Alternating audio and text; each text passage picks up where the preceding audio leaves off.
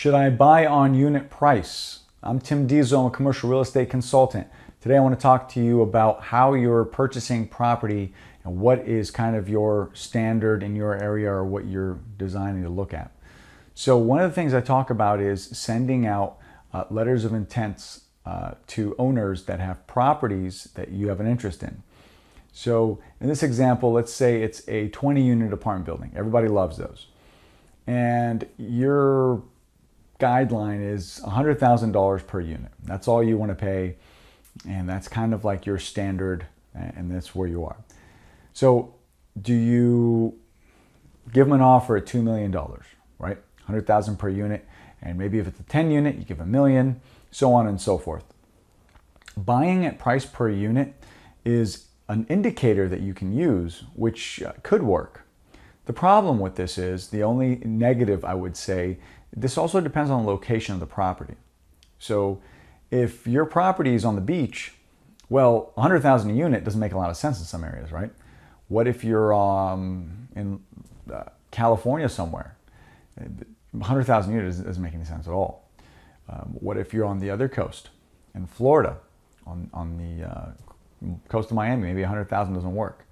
So you kind of want to be, you want to use that as an indicator, but you want to be a little bit more fluid, because you don't know if they're all one bedrooms. You don't know if they're 2, 3, maybe extra bathrooms.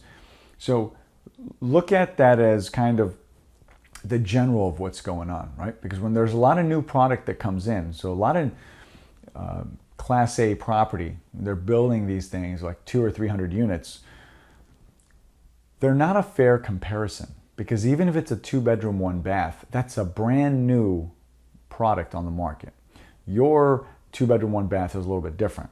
So the prices could shift dramatically. The bottom line is, you want cash flow. You want property that makes money. And that's what I really want you to focus on. Sometimes you can buy something for $100,000 a door, or maybe $150,000, and you can still make a profit. You can do very well. Just kind of depends. Don't limit that to what you're looking for. Try to look for more opportunity.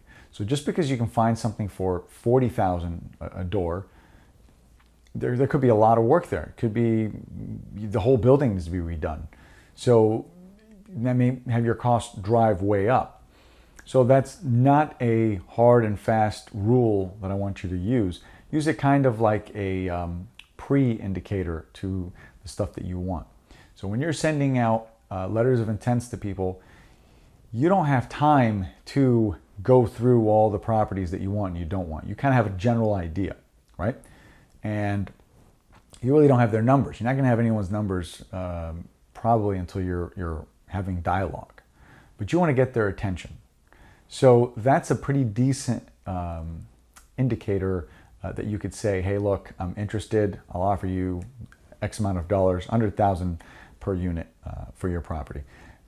And depending on where they are, they may say, look, I want, I don't know, $3 million for my 20-unit building. That doesn't mean it's a bad deal. Maybe his rents are so high that he can justify that price. So keep that in mind.